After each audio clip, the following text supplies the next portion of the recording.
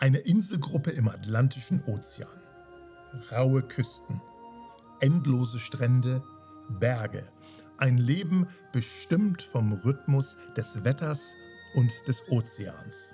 Das sind die äußeren Hebriden vor der schottischen Westküste. Kommt mit auf eine etwas andere Reise.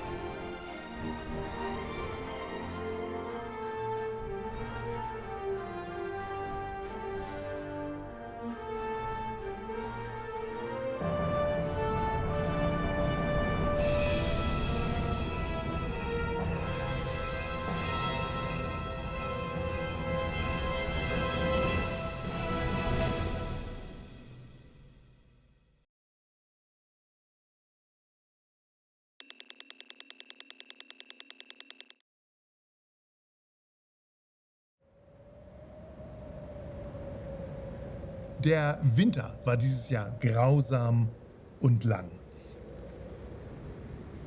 Viel Zeit wurde drinnen im Warmen verbracht. Doch dann, ganz plötzlich war er da, der Frühling.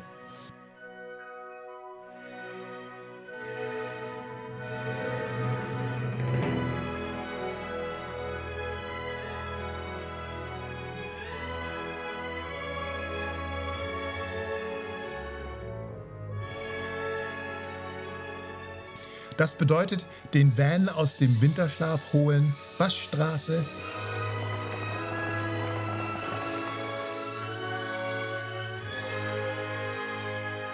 bepacken und für die nächste Reise klarmachen.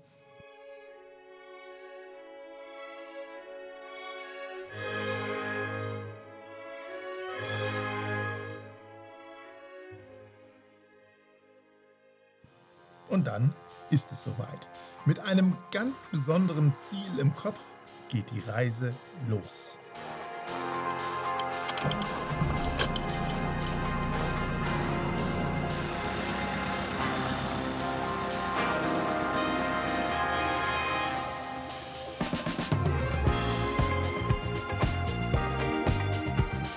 Wir wollen nach Schottland, genauer gesagt auf die äußeren Hebriden, eine abgelegene Inselgruppe draußen im Atlantik vor der Westküste Schottlands.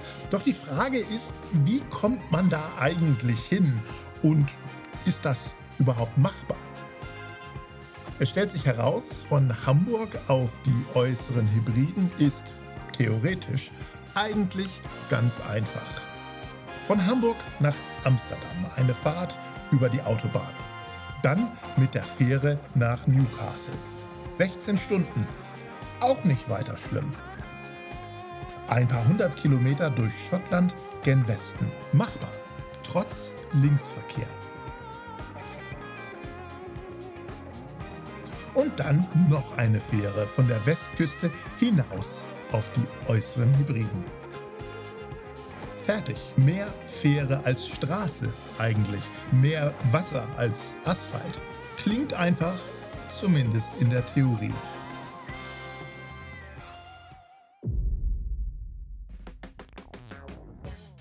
Los ging es spät abends. Arbeiten mussten wir vorher nämlich auch noch. Weit sind wir an diesem Abend jedenfalls nicht gekommen. Schon kurz hinter Bremen packte uns die Bettschwere. Auf einem weitläufigen Parkplatz an einem Segelfluggelände fanden wir einen ruhigen Platz für die Nacht, also schlafen. Und schon einmal ein bisschen von Sonne und Meer träumen. Am nächsten Morgen dann weiter Richtung Amsterdam. Das Fahren auf den holländischen Autobahnen empfinden wir immer als erstaunlich entspannt.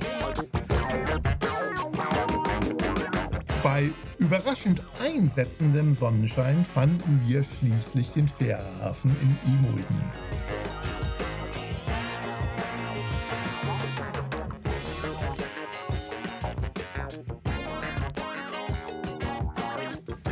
Auf die Einreise nach Großbritannien nach Brexit hatten wir uns gut vorbereitet, vor allem mit dem Hund. Jedoch brach kurz Panik aus, als man nicht nur Quinns Hundepass sehen wollte, nein, man drückte uns auf einmal auch ein Lesegerät in die Hand und wollte wissen, ob der Chip überhaupt funktionierte.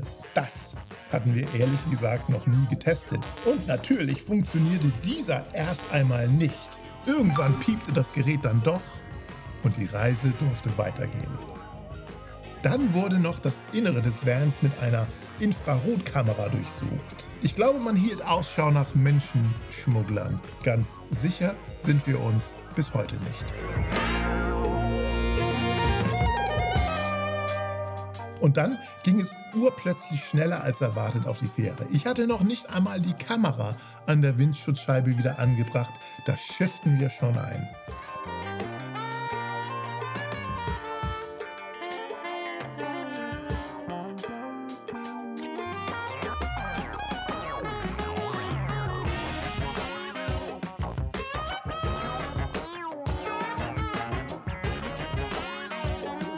Die nächste Herausforderung ließ allerdings nicht lange auf sich warten. Wir standen nämlich ganz vorne. Wir waren somit das erste Fahrzeug, das in Newcastle die Fähre verlassen würde. Wir hatten eigentlich gehofft, ich könnte einfach anderen hinterherfahren und mich so gemütlich an den Linksverkehr gewöhnen. Nun waren wir offenbar diejenigen, denen alle anderen hinterherfahren würden. Das konnte unmöglich schiefgehen. Na, großartig.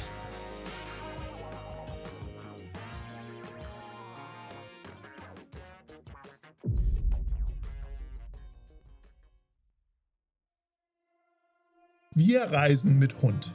Punkt. Der kleine Herr Quinn ist immer mit dabei. Er ist schließlich ein Teil der Campers Chronicles Crew. Und Quinn kommt nicht ins Dog Hotel, sondern in die Kabine. Wenn eine Fähre keine Hundekabinen anbietet, scheidet diese Reiseroute und diese Fähre für uns konsequent aus. So einfach ist das.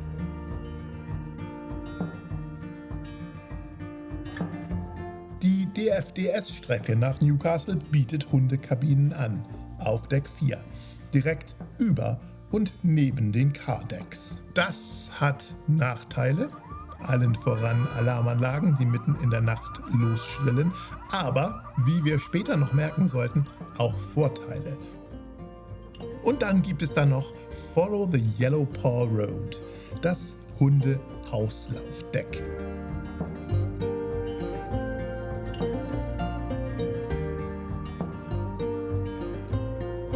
Eine kleine überdachte Fläche, ein paar Tische und Bänke, etwas Kunstrasen und eine Plastik-Buchsbaumkugel zum sich lösen. Das war's dann auch schon. Dieser Bereich und die Kabine. Sonst darf der Hund praktisch nirgendwo hin. Das ist das Hundeleben von DFDS für die nächsten 16 Stunden. Und wir fanden das ehrlich gesagt etwas enttäuschend für den Preis. Fast schon diskriminierend irgendwie. Denn dass das deutlich besser geht, sehen wir später noch bei einer anderen Fährgesellschaft. Und dann auslaufen und in See stechen.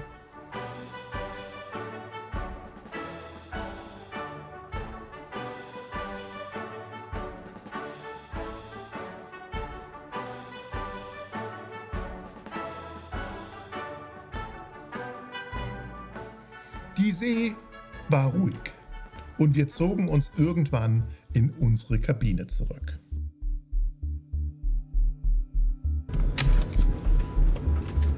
Die See blieb nicht ruhig.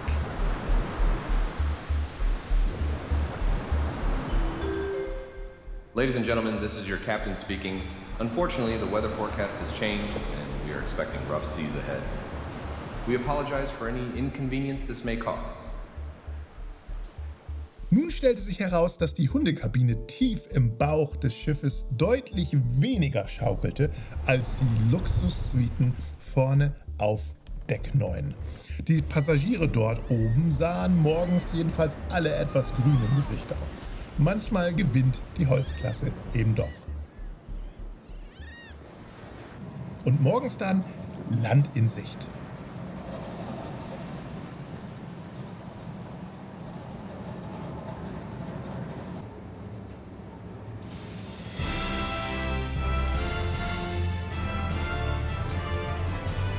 Die See hatte sich wieder etwas beruhigt und wir liefen langsam in den Hafen von Newcastle ein.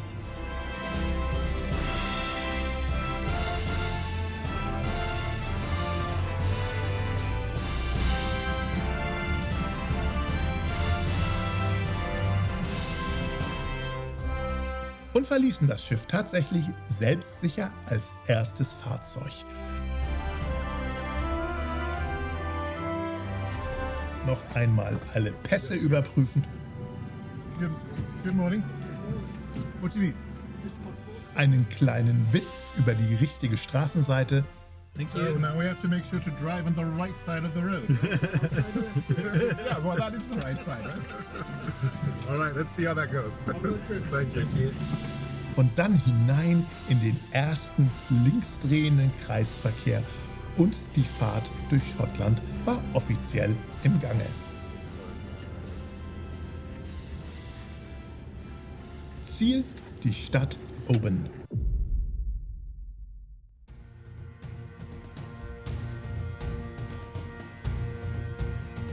Das Fahren durch die schottische Landschaft auf der linken Seite war ehrlich gesagt wesentlich einfacher als erwartet.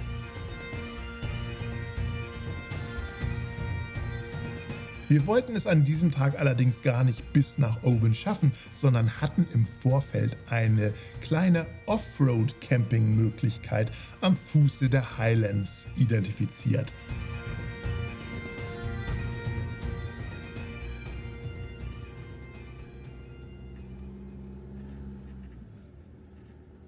Nun fragten wir uns natürlich, wie Offroad ist Offroad diesmal wirklich? Bleiben wir mit Big Eddie, dem Zweirad Ducato, wieder irgendwo am Hang stecken, wie letztes Mal in Norwegen?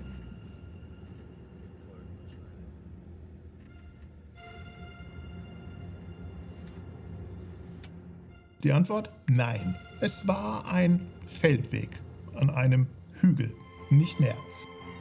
Big Eddie nahm es gelassen, aber trotzdem lohnenswert. Eine tolle Aussicht und nachts eine Stille, die fast unwirklich wirkte.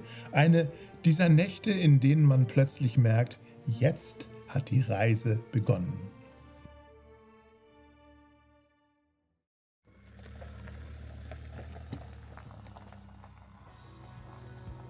Am nächsten Morgen Berg wieder runter und Richtung Oban.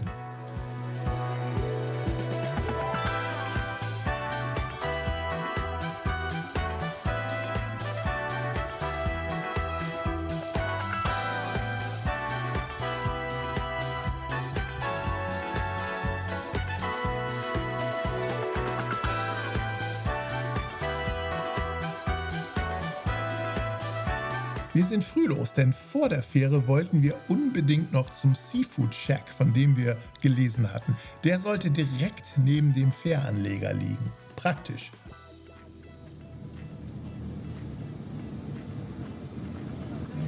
Good morning. Good morning. We're going right. to Castle Bay. You go to Castleby? Yeah. Castleby? Oh, well, early, isn't it not? Yeah, we were faster than expected. My colleague's going to put a cone out, Yeah, and we're going to put the motorhomes in there. awesome. They're height on, okay? Thank you.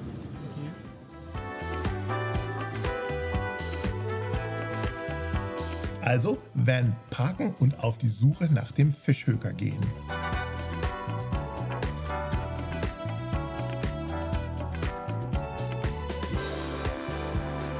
Und gefunden.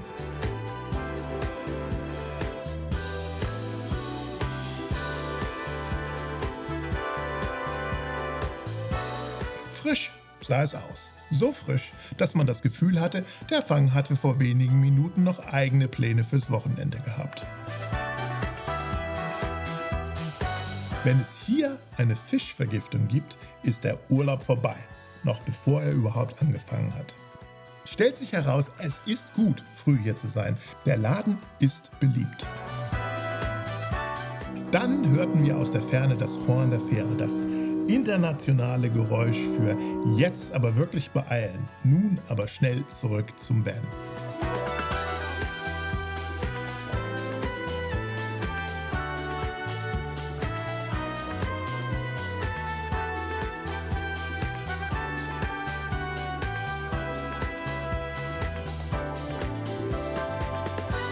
Und erneut im Bauche einer Fähre verschwinden.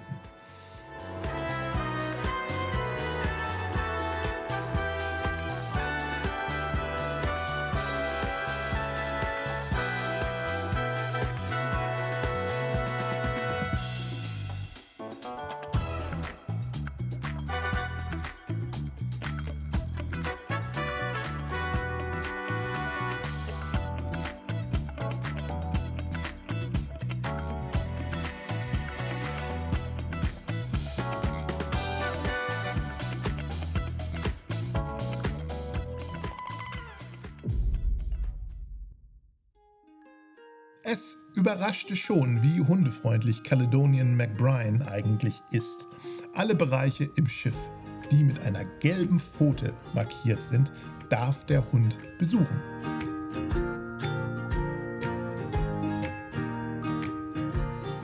Das ist nämlich die Pet Lounge. Man kann den Hund auch im Auto lassen oder die ganze Überfahrt an Deck verbringen, denn auch auf den Außendecks sind Hunde überall erlaubt.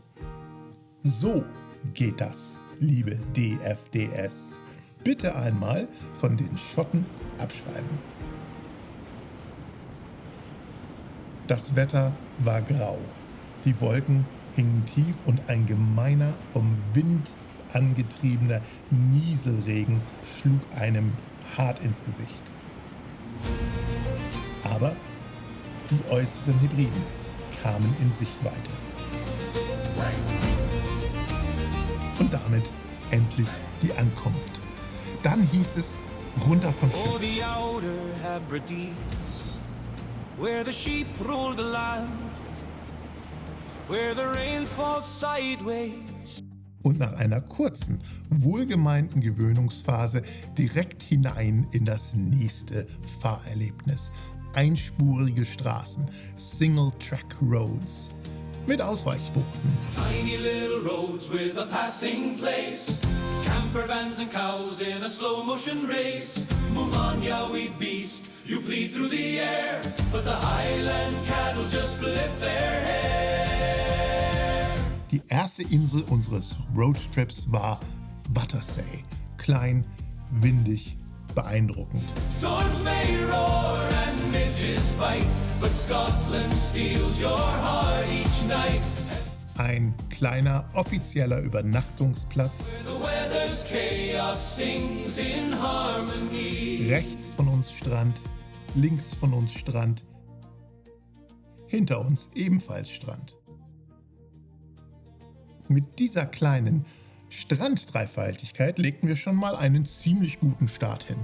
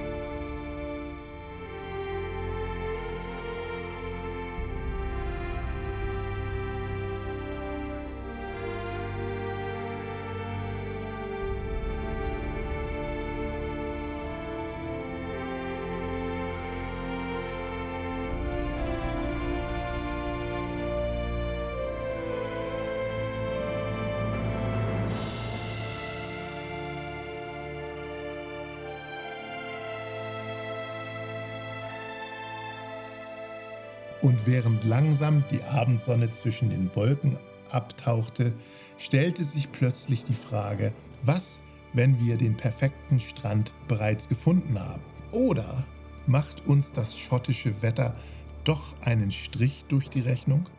Nun, liebe Leute, das ist wie immer eine Geschichte für die nächste Folge.